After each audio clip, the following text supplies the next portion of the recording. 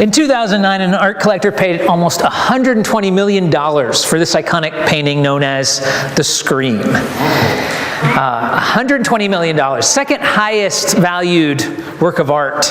And, it's a haunting picture created by a Norwegian artist named Edvard Munch.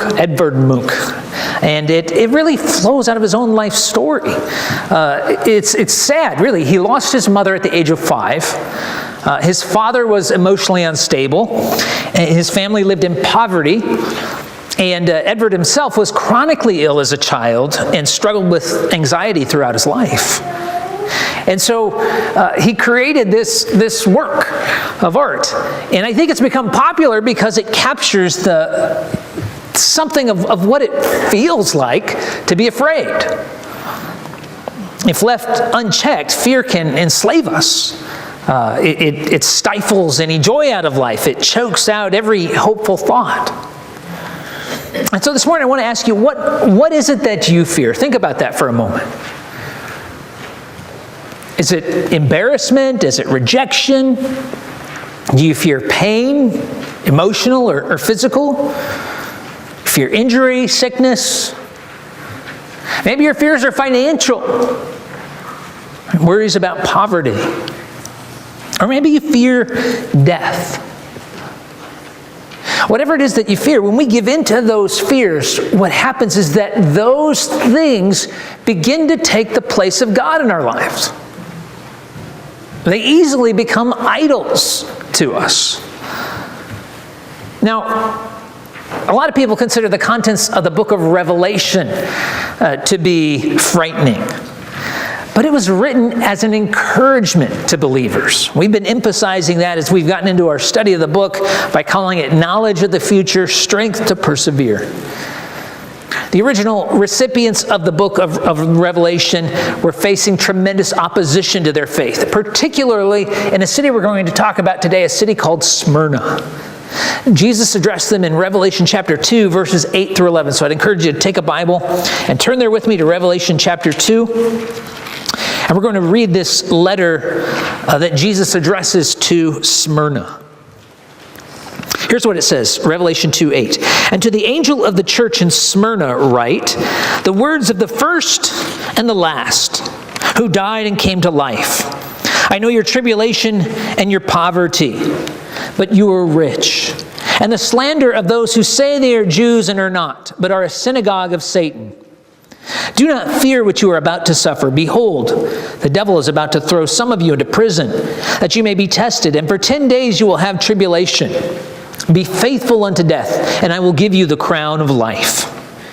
He who has an ear, let him hear what the Spirit says to the churches. The one who conquers will not be hurt by the second death. So, most of us can't imagine what it would be like to face that kind of persecution for our faith, like the people in Smyrna were facing. And so there might be a tendency for us to assume that this letter doesn't really apply to our situation, to our circumstances today. But what stands out to me that in that letter is that at the center of it are those, verse 10, are those three words there, do not fear. And so even though we live in a country where there's still a general respect for the Christian faith, we still tend to be timid. A lot of Christians, this is sad, a lot of Christians only become vocal when they're angry about some moral issue, but they aren't vocal about the gospel. So our fears keep us from living for God and from boldly sharing the good news of salvation in Christ. Now, I think Jesus' letter to the church of Smyrna here in Revelation 2, 8 through 11, comforts us with 4 thoughts to conquer our fears. Now, Jesus was preparing the believers in Smyrna, as it says there, to be faithful unto death. There was that possibility that in the persecution that was coming upon them, some of them might even die. And so my thought is, if these thoughts here prepared those believers for that, they can certainly help us find victory over lesser fears that we face.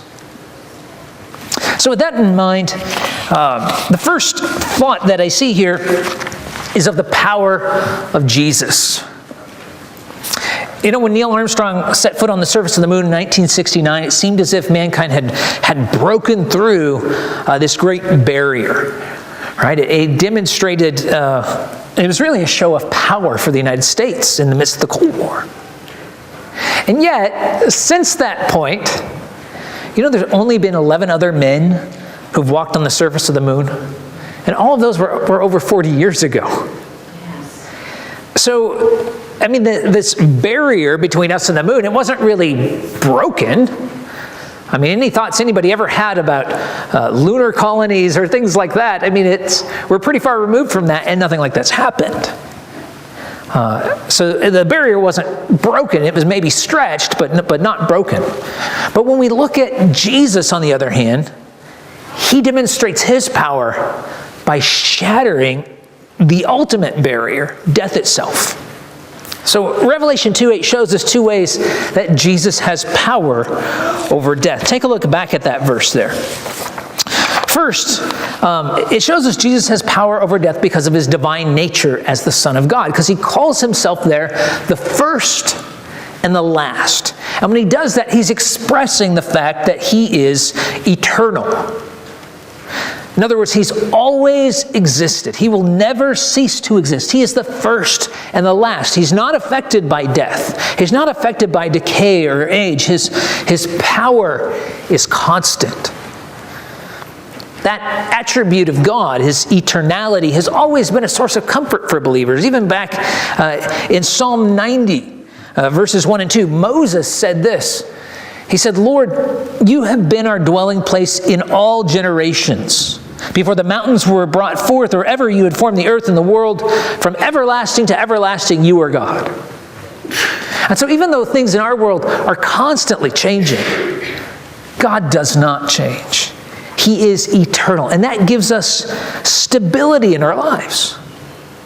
Because even in the face of death, we don't have to fear if we have a relationship with an eternal God. It's that stability. Now the second part of that verse, Revelation 2:8 there, Jesus also has power over death because of his resurrection. And so he describes himself there in that verse as the one who died and came to life. And so this is an amazing thought. That to see these two ideas in connection. First, that Jesus is eternal. He is the first and the last. But he became human so that he could experience death. I mean, the amazing love of Christ to endure that for us. But of course, he didn't state it, right? The Bible speaks of a handful of people who were brought back to life after they died. The Old Testament prophets Elijah and Elisha both raised people back to life after they died. Jesus raised up Lazarus and a few other people as well. But those weren't resurrections. They were temporary resuscitations, because all of those individuals died again. But that's not what happens with Jesus. Back in chapter 1, we saw when John had his vision of Jesus, that Jesus said to John, he said, "I died, and behold, I am alive forevermore." And so the idea is that Jesus broke through this barrier of death that hangs over all of us as people, that he shattered that. Now, Paul talks about the effect of Christ's resurrection in 1 Corinthians chapter 15, verses 20 through 22. There he says, "But in fact, Christ has been raised from the dead," and then catch this, "the first fruits of those who have fallen asleep. For as by a man came death, by a man has come also the resurrection of the dead. For as in Adam all die, so also in Christ shall all be made alive." The resurrection of Jesus wasn't just a one-time event. He removed the barrier of death so that everyone can be resurrected. Later on in this chapter, 1 Corinthians 15, Paul also says this. He says, when the perishable puts on the imperishable, and the mortal puts on immortality, then shall come to pass the saying that is written, death is swallowed up in victory. O death, where is your victory? O death, where is your sting? See, that's the power of Christ's resurrection. And so in those moments when we might be tempted to fear death, or anything less than that, right? All the other things that we fear, we need to remember and to celebrate the power of Jesus. That he has that resurrection power. The second thought that comes out in this passage in Revelation 2 is the compassion of Jesus. You know, of course, that the Bible likens us to sheep. And when it does that, it's really not a compliment. Sheep are not able to find their own way to food or water. They're prone to wander astray and get lost. They're easy prey for predators. Really, the only benefit for us in being likened to sheep is that Jesus cares for us like a good shepherd. He watches over us. And so when we suffer, we may think that we're alone, that no one understands, that it's just me. Right? Our minds do that. Our hearts want to think that I'm the only one who's ever experienced this. But Jesus, he knows our suffering. And he feels deep compassion for us. And I think that comes out here in Revelation chapter 2, verse 9. Take a look at it again. Jesus says, I know your tribulation and your poverty, but you are rich. And the slander of those who say they are Jews and are not, but are a synagogue of Satan. So, the book of Revelation was written over 60 years after the death and resurrection of Christ. By this point, the gospel had spread throughout the Roman Empire. There were hundreds, if not thousands, of Christians by this point. And yet Jesus was still aware of the circumstances of believers in this specific location in Smyrna. He knew what they were facing. And so we have to understand this connection between Jesus and all of us who follow him is so strong that he experiences our sufferings with us. Remember prior to Paul's conversion, he was persecuting believers, and then Jesus appeared to him on the road to Damascus. And look at these words. This is what Jesus said on that occasion. Acts chapter 9, verse 4.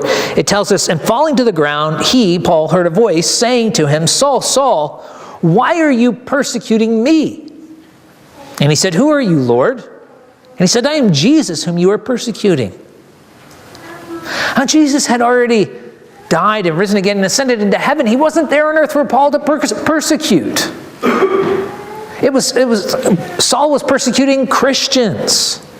But the connection between Jesus and those who follow him is so close that Jesus feels their persecution as if it's personally against him. And I think we can expand that and say anything that we suffer, he knows. He understands. He shares that experience. So in the case of the believers here in Smyrna, Jesus uses three words to describe their suffering. First, he talks about tribulation. Right? And that word has the idea that they were under pressure for their faith. The squeeze was being put on them. Smyrna was known for their devout worship of the Roman emperor. That was a thing that was done in those times to show allegiance. They would worship the Roman emperor as a god. And so, of course, Christians were not willing to participate in that. And that would make them seem like political traitors. And so that may be why they suffered from this next word that's mentioned there in Revelation 2:9. He talks about their poverty. If people thought that they were disloyal to the emperor, then they may have avoided doing business with them. And that could have had financial implications. Some people say that a lot of the believers in Smyrna were just slaves, but it seems like it's more than that, the way Jesus mentions their poverty and connects it with their suffering. And then Jesus mentions slander. they were facing slander.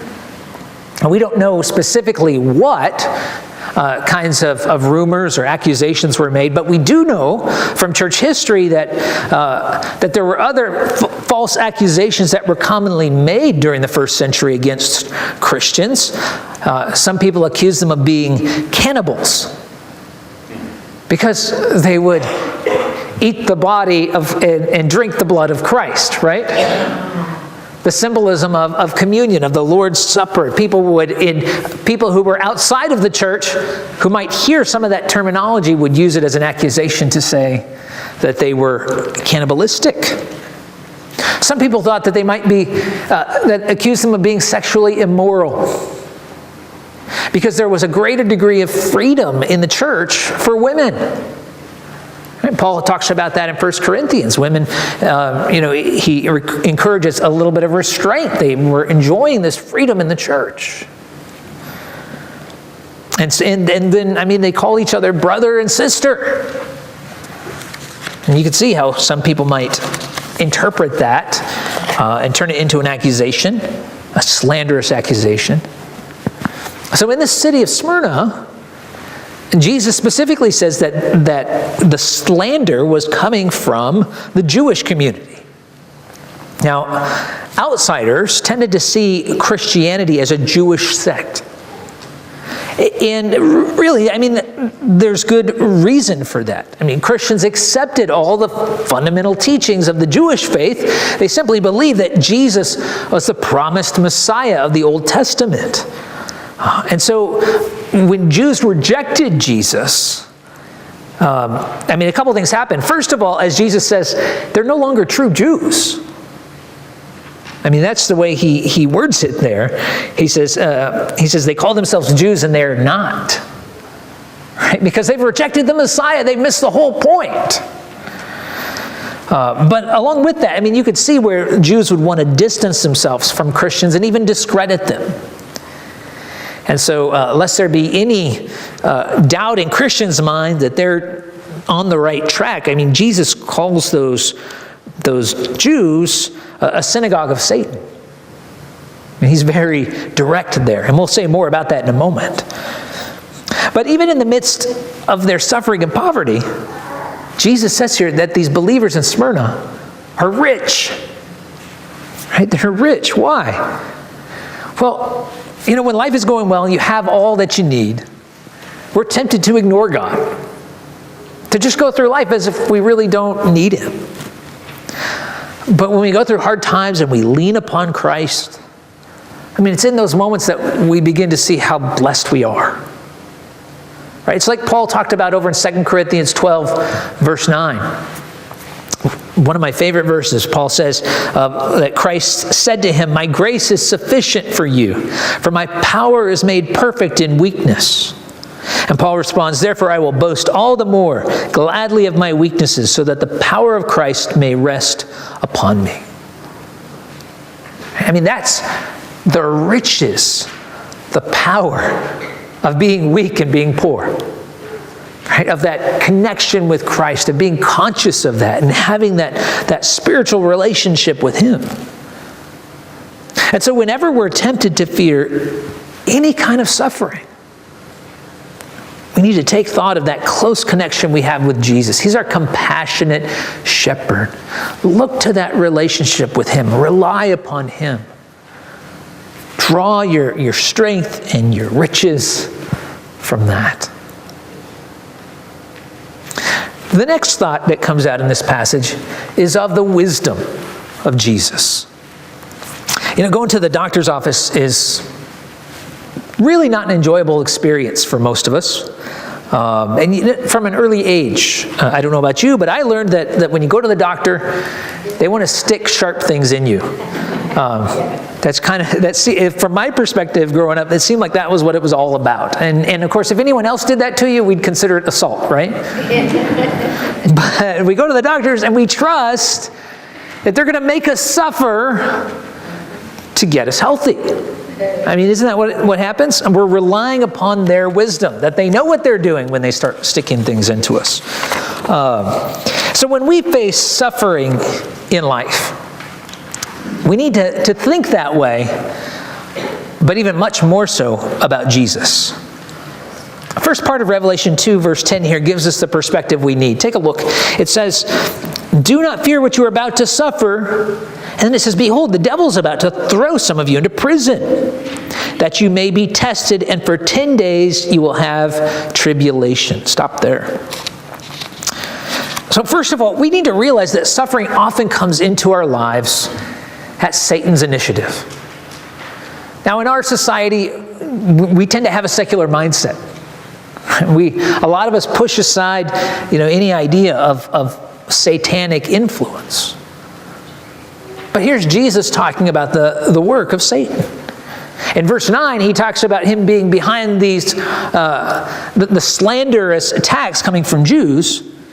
And he refers to him as Satan. I mean, that word means adversary. And so, of course, from the Old Testament, we learn that Satan was an angelic being who rebelled by wanting God's glory for himself. Remember, soon after creation, he was there in the garden tempting Adam and Eve to disobey God's command. And then here in verse 10, Jesus calls him not only Satan, but the devil, which means accuser.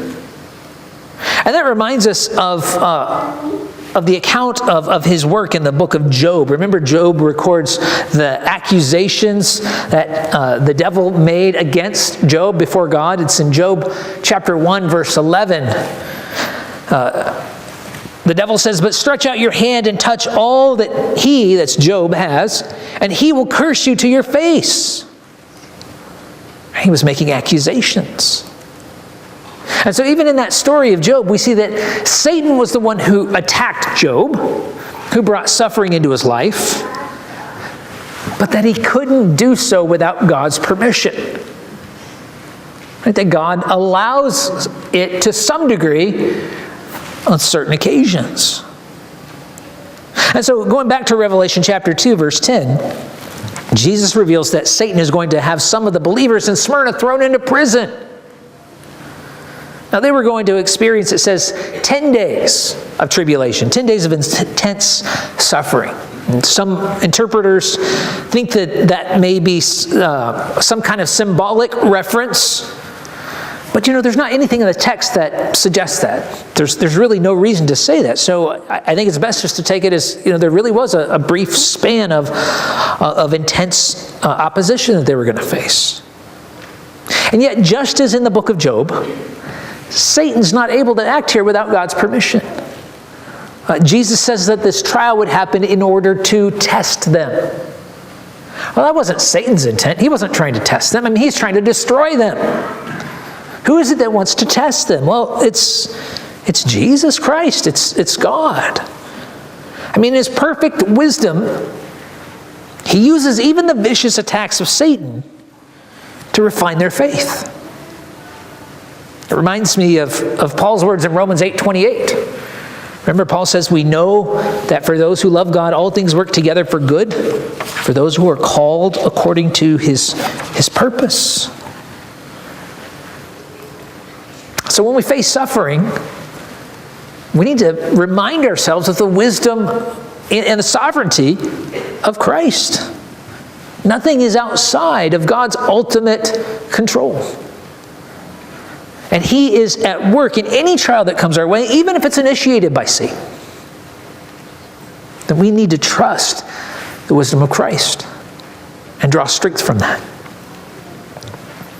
One more thought. I struggled with how to word this, but I think maybe the best way is to call it the reward of Jesus. No matter how many people compete in an Olympic race, it's only one person who receives the gold medal. I mean, no one receives a prize just for finishing. It's not like, marathon here in town.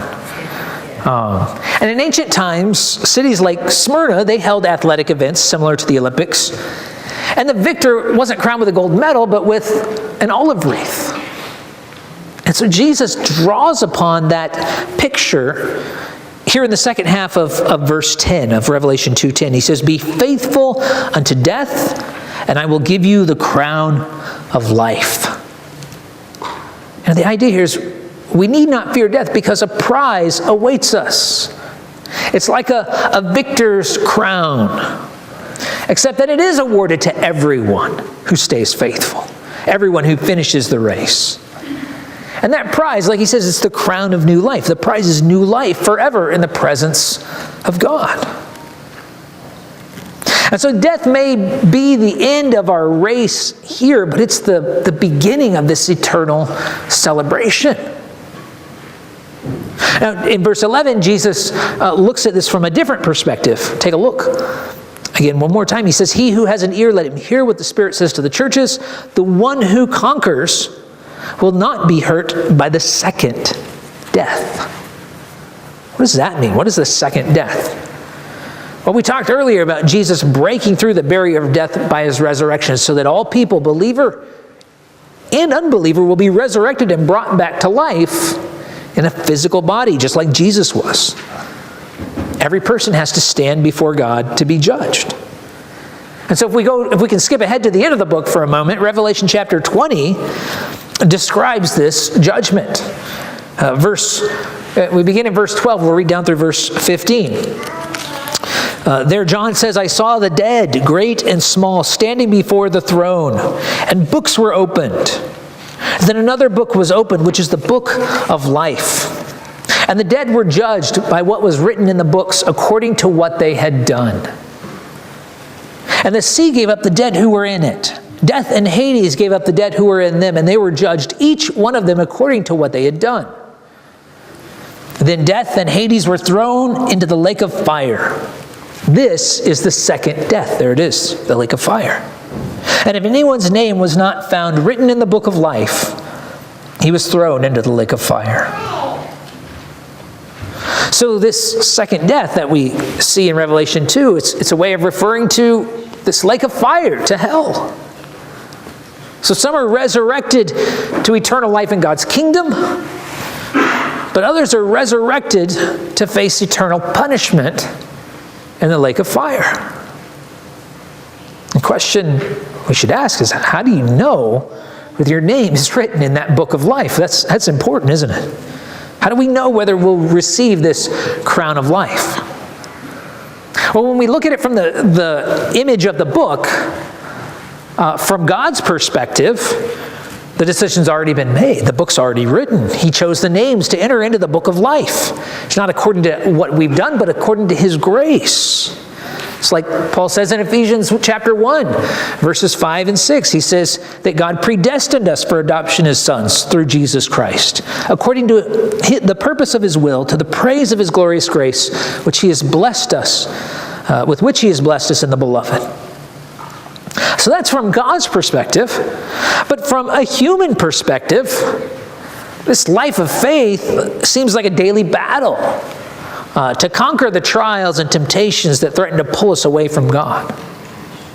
And so in Revelation 2:11, Jesus promises us that those who conquer, who persevere in the faith, can rest assured that we won't have to face the second death. Or we could say that we can know that our names have been written in the book of life. So how does that help us? How does it help us as we face fears in life? Well, Matthew chapter 10, verses 28 through 31, there Jesus says this. He says, "Do not fear those who kill the body, but cannot kill the soul. Rather, fear him who can destroy both soul and body in hell. Are not 2 sparrows sold for a penny, and not one of them will fall to the ground apart from your Father? But even the hairs of your head are all numbered. Fear not, therefore. You are of more value than many sparrows." If we're right with God through faith in Jesus Christ, then we have nothing to fear. Right? God is greater than any fear that we face. The reality of this second death, this lake of fire, that has to be the ultimate fear. And yet Jesus has overcome that. He says he'll set us free from that. So in order for us to stay strong and not give way to fear, we need to stay focused on the reward of Jesus, to find confidence in that crown of life that's awaiting for us at the end of the race. It's an encouragement to stay faithful. So I encourage you to consider today, is faith keeping you from following Jesus? Are you afraid of what people might say? I mean, this letter to the people in Smyrna, it shows us that following Christ, it's worth the risk of slander, it's worth the risk of poverty, it's worth the risk of prison, it's even worth the risk of death. So if you haven't made a commitment to follow Christ, would you do that today? And place your faith in the eternal one, the one who conquered death by rising from the dead. Receive his forgiveness for your sins and begin to walk with him. And if you're still debating that in your mind, whether following Christ is worthwhile, I'd encourage you to read the 4th chapter of the book of Acts. That chapter just captures the opposition that those early Christians faced. And it gives us a sense of how important Jesus was to them and how significant it was for them to share their faith openly and boldly. You'll be inspired by their example. Maybe today you're just struggling with fear. Not specifically related to opposition to our faith, but just in general, all sorts of fears. But again, none of those are worse than the second death that Jesus talks about, right? And so we have to fill our minds with the thoughts we've talked about today, with the power, the compassion, the wisdom, the reward of Jesus. It might help us to commit those verses in Matthew 10, verses 28 through 31 to memory, so that we can meditate on those words when we're tempted to be afraid, that he cares for us. He knows the hairs on our head. He cares for us. We're worth more than any sparrow. And finally, all of that should lead us to be bold for Christ. People need to hear the power of Jesus over death. They need to hear of his compassion and his wisdom. They need to hear how they can be saved and set free from the second death in the lake of fire. I'd encourage you to share Christ. Talk about him with people in your life. My prayer is that we would conquer fear through the power of Christ. We'd live for him.